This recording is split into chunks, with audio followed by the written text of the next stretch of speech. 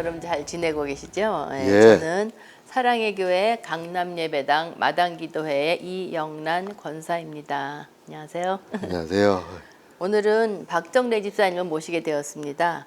박 집사님은 갱신마당을 지나오는 동안에 힘들고 외진 곳이라면 어디든지 나타나 주셨는데요. 굳은 일에 충실하신 그런 성실의 아이콘이라고 제가 알고 있거든요. 집사님 안녕하세요. 안녕하세요, 권사님. 예, 마당기도회 안에서 오며 가며 늘 많이 배웠는데 오늘 이렇게 마주 앉아서 얘기하는 건 처음인 것 같습니다. 예, 네, 반갑습니다. 고맙습니다. 먼저 우리 박 집사님 늘 뵙지만 박 집사님에 대해서 본인에 대해서 잠깐 소개해 주시면 좋겠어요. 저는 몸이 안 좋아서 어렸을 때부터 종교에 대한 어떤 약간의 갈망이 있었는데 저희 할아버지는 불교 집안이었습니다. 네. 그래서 스님도 하셨는데 불교가 우리 전통 종교고 철학이 깊은 것 같아서 불교에 대한 지향성이 많이 있었는데 서울에 72년에 올라와 가지고 대학에 가면은 종교를 갖게 하겠다 그렇게 생각하다가 근데 어떻게 하다 보니까 학교 체육 시간에 CCC 전도단이 오셔가지고 그 목사님이 좋아서 네. CCC에 나가게 됐습니다. 네. 네, 이렇게 신앙이 필요하다 그렇게 생각은 해오셨지만 대학 시절에 갑자기 그러니까 불교 쪽이었다가 기독교를 선택할 때는 좀 그러니까 좀 의외인 것 같은 느낌도 좀 들거든요. 그때 예, 예. 어떤 느낌이셨는지. 솔직히 특별한 느낌은 없고요. 그 목사님이 참 그분이 말씀하시니까 거절 못하고 그 CCC에 몇 번 나간 것이 교회에 나간 그런 동기였습니다. 다른 분들이 겉으로 보기에는 이렇게 모험적인 생활을 했다고 생각하지만은 또 그 들여다보면 좀 복잡하죠. 그러니까 그렇게 뭐 다 마찬가지겠죠. 뭐. 기독교를 믿게 된 다음에 그 신앙생활이 본인의 그 생활에 많은 변화를 주셨나요? 기독교가 나한테 미친 영향이랄까 그런 게 있으세요? 저는 기독교에서 제일 중요한 것이 하나님을 아는 것이라고 생각합니다. 네. 근데 저한테는 그 기회가 아주 빨리 와가지고 하나님에 대한 믿음이 처음부터 좀 흔들리지 않았는데 네. 그런다고 해서 처음부터 믿고 나서 생활이 많이 바뀌었느냐 그거는 별로 없습니다. 네. 그 교회를 나간다는 거 빼놓고는 별로 없었는데 곁길로 가는 일을 많이 못했으니까 그냥 옛날 같이 그냥 그대로 생활했으면 됐는데 하여튼 교회 나가고 또 교회 믿는 것 때문에 저 생활과 믿음과 그 믿음에서 가르친 거와 차이 때문에 좀 고민할 때가 많이 있었죠. 네. 아내 되시는 이제 윤순옥 권사님이 지금 순장으로 섬기고 계시다고 알고 있거든요. 예. 제가 알기로 이제 윤순옥 권사님 굉장히 조용하신 성품인 것 같아요. 모르지만 조용하신 분들인데 어떻게 두 분이 만나서 이렇게 불꽃 튀기는 사랑을 이루셨는지 그게 굉장히 궁금하더라고요. 저희 시골에서 아버지끼리 친구였습니다. 아, 그러시구나. 그래서 두 분이 말씀하시다가 네. 그렇게 발전했는데요. 네. 처음 만나고 나서 그 인연이 되니까 네. 금세 그렇게 잘 발전돼 가지고 지금도 이렇게 서로 조절하면서 네. 좀 부족한 것을 메우면서 그렇게 살고 있습니다. 예. 그럼 뭐 한쪽에서 막 프로포즈를 한다거나 뭐 이런 그런 드라마틱한 일은 없이 자연스럽게 두 분이 지금까지 잘 지내오신 거예요. 이제 소개로 만났지만은 그 프로포즈 그런 그런 것은 좀 했어야죠. 그래야 좀 재밌죠. 네. 그렇게 안 하면 우리 식구는 좀 멋있는 것을 원해가지고 제가 그렇게 잘 못해도 그런 이야기는 좀 하고 그랬습니다.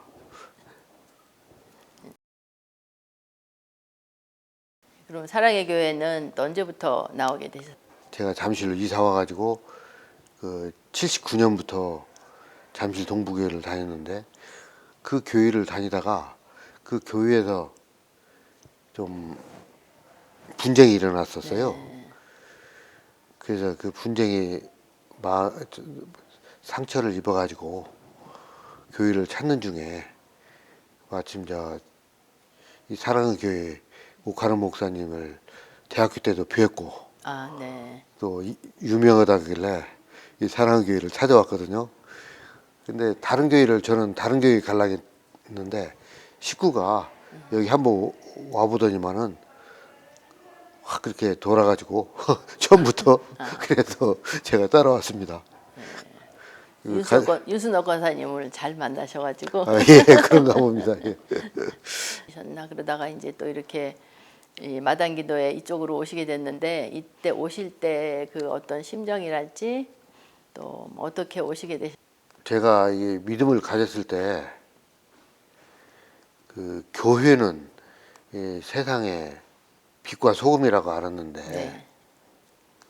이 대형 교회에서 하는 것을 보니까 하나님 말씀과 너무나 떨어져 있는 것 같고 또 그 와중에 그 오카는 목사님 계실 때에는 교회 규모가 그래도 적당한 규모가 되고 성도들도 서로 교제도 잘할 수 있고 그랬는데 이 새로운 담임 목사가 와가지고 교회도 너무나 커지고 또 건축을 한다고 하길래 그 건축할 때가 아닌데 이렇게 건축을 한다고 하구나 건축을 하면 안 되는데 이런 생각이 들어가지고요 그렇게 생각하고 있는데 저한테는 그 다니엘서 5장 25절 그 말씀이 한국교회와 이 사랑의 교회에 대해서 하나님께서 주시는 말씀이라 생각하고요. 그래서 서울에 살아보니까 네. 한참 비싼. 근데 사랑의 교회는 그래도 건실한 교회라고 저는 생각하고 있었는데 그 설교 내용도 그렇고 또 교회를 진단하는 것도 그렇고 그래서 그 사랑의 교회도 여기에 해당하는구나. 고민하고 있었는데 그 하우 사랑넷 네. 거기에서 그 논문 표절이 나와가지고 네. 그때부터 이제 예, 저 하나님께서 일을 하시는구나 네. 이렇게 생각하고 갱신에 좀 같이 했습니다. 이게 마당 기도회 안에서 이제 집사님을 모르시는 분은 좀 없으실 것 같아요. 아 그렇습니까? 저희가 피크 기도회장에 가면 그 더운 날에도 그래도 꼭 거기 오셔가지고 또 사람이 없는 곳에 특히 혼자서 이렇게 또 현수막 같은 거 들고 계시고 또 이제 장외에서 저희들 무슨 일이 있을 때도 꼭 그렇게 와주시더라고요. 그래서 이제 굉장히 많은 사람한테 힘이 되고 그런 기억이 많습니다. 집사님께서 마당기도에 참여하시면서 굉장히 보람이 있었다, 참 좋았다 그런 것도 있으셨을 거고 또 한편으로는 조금 아쉬운 점이 있었다, 또 그런 점도 있었을 것 같아요. 저는 일을 한번 시작하면 다른 일들은 제쳐놓고 집중을 해서 네. 끝을 맺어야 된다는 그런 생각을 했었는데 우리가 이제 제가 이 일을 하는 데 있어서는 좀 어려운 점들이 많이 있었죠. 네. 뭐 특히 제가 그 시간에 맞게 가는데 네. 그 늦지 않으려고 노력을 많이 했지만은 그 덥고 춥고 그런 것은 그 달성해야 되는 일에 비하면은 그렇게 어려운 일이 아니었습니다. 그리고 저에게는 이 일이 가장 중요한 일이 있기 때문에 이 일에 집중하는 일이 저한테는 참 기쁘고 보람된 일이었고 그런데 이렇게 저희가 달성하고자 하는 목표가 그렇게 이루지 못한 것 같아서 한 70% 정도 달성했다고 생각하는데 네. 100%를 못했다는 것이 좀 아쉽고 네.